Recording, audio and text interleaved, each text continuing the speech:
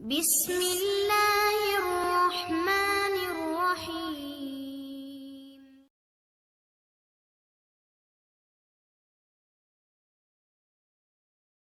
সালামুন আলাইকুম। বর্তমান সময়ে আমাদের দেশে সমকামিতা নামক প্রকৃতি বিরুদ্ধ ও নিকৃষ্ট কাজটির বিস্তার অনেক বেশি বেড়ে গেছে। এর প্রচার প্রসারে পাশ্চাত্য সংস্কৃতিতে হাবুডুবু খাওয়া কিছু মানুষ, পথভ্রষ্ট মানুষ বিভিন্নভাবে এর প্রচার প্রসারেও কাজ করছে। এরা বিভিন্ন পাশ্চাত্যের ছত্রছায়ায় এদেশের যুবকদের এই অন্যায় কাজে লিপ্ত করাচ্ছে। এরই মধ্যে বহু যুবক যুবতী তাদের খপ্পরে পড়ে শুধু তাদের দিনই হারাননি, বরং চরিত্রকেও ভুলণ্ঠিত করেছেন এবং পুরো একটা জীবনকে বা অন্ধকার গন্তব্যের দিকে নিয়ে যাচ্ছেন। সমকামিতা নিয়ে কোরআনে এবং আল্লাহর নির্দেশ কি আছে সে সম্পর্কে আজকে আলোচনা করব। সমকামিতা বা হোমোসেক্সুয়ালিটি ইসলাম ধর্মে সম্পূর্ণরূপে হারাম। শুধুমাত্র হারামই নয়, বরঞ্চ এটি একটি অভিশপ্ত কাজ, যে অপরাধের কারণে আল্লাহ তাআলা কওমে লূত তথা লূত আলাইহিসসালামের সমস্ত পাপী জাতিকে ধ্বংস করে দিয়েছিলেন, একটা জাতিকে ধ্বংস করে দিয়েছিলেন সেই সমকামিতা বা হোমোসেক্সুয়ালিটির কারণে। সেটাও আল্লাহ তাআলা খুব সুস্পষ্টভাবে কোরআনে বলে দিয়েছেন। সাধারণত পুরুষের সাথে পুরুষের এবং মেয়েদের সাথে মেয়েদের যে তারা যৌন চাহিদা মিটিয়ে থাকে, সেটাই হচ্ছে যে মূলত সমকামিতা। এটি জিনার থেকেও অনেক ভয়ঙ্কর, কেননা হচ্ছে যে এটি প্রকৃতির বিরুদ্ধে একটা যৌনাচার এবং মানবতার বিধ্বংসী খুবই বাজে একটি আচরণ। মানব জাতির পরিবার গঠনের জন্য স্বাভাবিক নিয়ম হচ্ছে একজন পুরুষ একজন নারীকে বৈধভাবে বিয়ে করে তারপর দাম্পত্য জীবন গড়ে তুলবে। এরপর স্বামী স্ত্রীর মধুর মিলনে স্ত্রী গর্ভধারণ করবে এবং সন্তান জন্ম দিবে। তারপর বাবা মা পরিপালন করে সেই সন্তানের দায়িত্বভার গ্রহণ করবে। এটা একটা সুন্দর দৃষ্টান্ত মানব জাতির জন্য। এভাবেই বংশ বিস্তার প্রকৃতি ঘটে এবং ফুলে ফলে এই পৃথিবী সৌন্দর্যিত হয়। কিন্তু সমকামিতা প্রকৃতি বিরুদ্ধ একটা ধ্বংসাত্মক কাজ এবং মানব জাতির যে বংশ বিস্তার সেটার জন্য মূলত একটা অনেক বড় বাধা। কেন মানুষ সমকামী হয়? বিজ্ঞানীরা সমকামিতার প্রকৃত কারণ এখনো জানেন না, কিন্তু তারা বলে থাকেন যে এটা জিনগত বা হরমোনগত বা পরিবেশগত এই বিষয়গুলো বলে থাকেন। পৃথিবীতে যত জীবজন্তু আছে তারা সবাই কাম উত্তেজনা উঠলে বিপরীত লিঙ্গের প্রতি দ্বারস্থ হয়। এদিকে আশরাফুল মাখলুকাত তথা আল্লাহর সৃষ্টি শ্রেষ্ঠ জীব মানুষ হয়েও যে যৌন চাহিদা মেটানোর জন্য সমকামিতার মতো নিকৃষ্ট কাজে লিপ্ত হয়, তাদের উদ্দেশ্যে আল্লাহ তাআলা বলেন, উলাইকা আলা আনআম বাল হুম আবাল, অর্থাৎ তারা চতুষ্পদ জন্তু জানোয়ারের মতো, বরং তার চেয়েও নিকৃষ্ট। সূরা আরাফের 179 নম্বর আয়াতে আল্লাহ তাআলা বলেন, ইসলামে সমকামিতা ব্যভিচারের চেয়েও জঘন্য কাজ। এটা সবচেয়ে বড় কবিরা গুনাহ। এটা এমন নিকৃষ্ট কাজ যে পবিত্র কোরআনে কঠোর ভাষায় নিন্দা করেছেন আল্লাহ তাআলা। লূত আলাইহিসসালামের সম্প্রদায়ের যে অশ্লীল কাজ, সেই অশ্লীল কাজের বর্ণনায় আল্লাহ তাআলা যে কোরআনে বলে দিয়েছেন, সারা জাহানের মানুষের মধ্যে তোমরাই কি পুরুষের সাথে কুকর্ম করো এবং তোমাদের পালনকর্তা তোমাদের জন্য সঙ্গিনী হিসাবে যাদের সৃষ্টি করেছেন তাদের বর্জন করে থাকো, তোমরা তো সীমা লঙ্ঘনকারী সম্প্রদায়।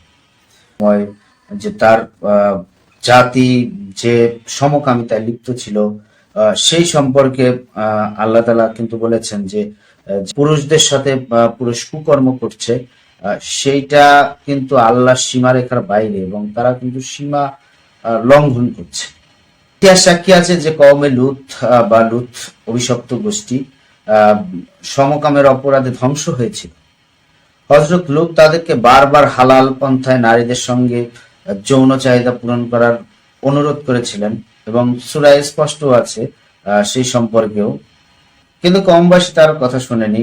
ফলাফল কি হয়েছিল? ফলাফল হয়েছিল আল্লাহর যে প্রেরিত জিবরাইল আলাইহিস সালামকে দিয়ে সে লূত জাতিকে ধ্বংস করে দিয়েছিলেন, সেই জনপদ নিশ্চিহ্ন করে দিয়েছিলেন।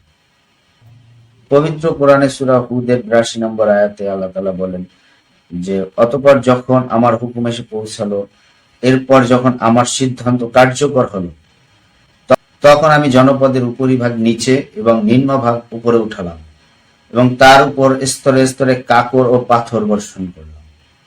কওমে লূতের যে ধ্বংসপ্রাপ্ত বস্তির যে রূপ, সেটাই আজকের ডেড সি, মৃত সাগর। যে মৃত সাগরে মানে একটা সাগর হয়েও যেখানে কোনো রকমের প্রাণী নেই, এখনো জর্ডানের সেটা অবস্থিত। যেটা একটা উদাহরণ, যেটা একটা কত মর্মান্তিক আযাব আল্লাহ তাআলা দিয়েছিলেন, যে আজও সেই জনপদের কোনো প্রাণীর অস্তিত্ব খুঁজে পাওয়া যায় না। কোরআনের অনেক সূরায় লূত আলাইহিস সালামের জাতির এ ধরনের অপকর্মের বিষয়ে মানুষকে বারবার সতর্ক করেছেন, তাদের করুণ পরিণতির কথাও তুলে ধরেছেন। ইসলাম ধর্মের সমকামিতার পার্থিব শাস্তি সম্পর্কে রাসূল সাল্লাল্লাহু আলাইহি সাল্লামের অনেক প্রসিদ্ধ হাদিসও আছে। যেমন তিরমিজি শরীফের ৫৭ নম্বর হাদিস, তোমরা যাদের লূতের জাতির মতো কাজে লিপ্ত দেখবে, তাদের উভয়কেই হত্যা করার হুকুম পর্যন্ত ইসলামে দেয়া আছে, এবং যারা সমকামিতায় লিপ্ত থাকবে তাদের দুজনকেই হত্যা করার আদেশ করা আছে ইসলামে। এর বাইরে হচ্ছে যে সমকামিতা বা অবাধ যৌনতা এই মুহূর্তে এইডস, প্রাণঘাতী এইডস এর মতো রোগের একটা অন্যতম কারণ হচ্ছে যে এই অবাধ যৌনতা বা সমকামিতা। এর একটি ১৯৮১ সালে প্রথম সমকামীদের মধ্যে ধরা পড়ে।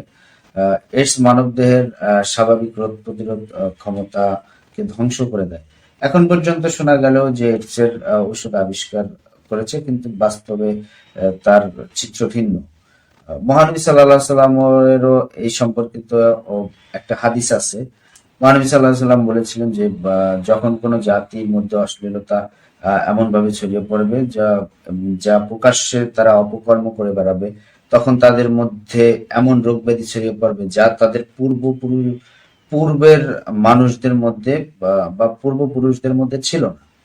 ইসলাম, খ্রিস্টিয়ানিটি বা জুদাইজম অনুযায়ী সমকামিতা চরমভাবে নিষিদ্ধ। কোরআনে এটাকে চরমভাবে একটা গর্হিত কাজ হিসাবে উল্লেখ করেছেন। কোন কোন মুসলিম অধ্যুষিত দেশে এটা ভয়ঙ্কর শাস্তিজনক অপরাধ। সমকামিতা স্বাস্থ্য সমাজের জন্য অত্যন্ত অত্যন্ত ক্ষতিকর। বাংলাদেশেও এই সংক্রান্ত সমকামিতার অনেক কঠিন আইনও আছে। এই মুহূর্তে সবচেয়ে আলোচিত বিষয়, কয়েকদিন আগে যশোরে দেখলাম যে ১০ জন না ২০ জন কলেজ স্টুডেন্টদের মধ্যে চরমভাবে এই যে এইডস এর প্রবণতাটা পাওয়া গিয়েছে, এবং তারা সবাই সমকামী ছিল এভাবে। তো তাই সমকামীদের জন্য আল্লাহর নিকট তওবা করা, তওবার পাশাপাশি আল্লাহর কাছে আকুতি জানানো, আল্লাহ যেন আমাদেরকে ক্ষমা করে দেন। যাই হোক, যদি কোনো ব্যক্তি বা সমলিঙ্গের প্রতি আকৃষ্ট বা অনুভব করে, এর থেকে বাঁচার জন্য যেই কাজগুলো মূলত করা উচিত সেটা হচ্ছে যে আল্লাহর যে জাহান্নামের ভয়, জাহান্নামের শাস্তি আছে, আল্লাহ যে এই সম্পর্কে অনেক রাগান্বিত হন, সীমা লঙ্ঘন করে ফেললে যে শাস্তির কথা আল্লাহ তাআলা বলেছেন, সেই শাস্তির ভয় অনুভব করা, তারপরে সর্বদা আল্লাহর যে ভয় সেটা অন্তরে জাগ্রত রাখা। সূরা নূরের ২৪ নম্বর আয়াত আল্লাহ বলেন যে, যেদিন প্রকাশ করে দেবে তাদের জিহ্বা, তাদের হাত, তাদের পা, যা কিছু তারা করত, মানে যেদিন হাসরের মাঠে যে আমাদের অঙ্গ প্রত্যঙ্গ গুলো সাক্ষী দেবে, সেই রকম ভয়ঙ্কর চিন্তা করে হচ্ছে যে এর থেকে মানে সেই ভয়ের আশঙ্কাটা থেকে চিন্তা করে দূরে থাকা যায়। কখনো একাকী অনুভব করলে তখন হচ্ছে যে আল্লাহকে স্মরণ করা। তারপরে এই জাতীয় পাপিষ্ট লোক যারা আছে তাদের সঙ্গ এড়িয়ে চলা, তাদের এলাকা এড়িয়ে চলা। আল্লাহ তাআলা যেন প্রত্যেক মানুষকে আল্লাহর যে নির্দেশিত পথ, হুকুম, আহকাম, আমাদের জীবনের সকল ধরনের আল্লাহর অননুমোদিত যে পাপ আচার, সেইগুলো থেকে হেফাজত করে, এবং আমাদের ভেতরে শয়তানের কুমন্ত্রণা থেকে আমাদেরকে যাতে আল্লাহ তাআলা হেফাজত রাখে, সেই কামনা করি, সেই দোয়া করি। আল্লাহ তাআলা আমাদের সবাইকে ভালো রাখুন, সুস্থ রাখুন। আসসালামু আলাইকুম।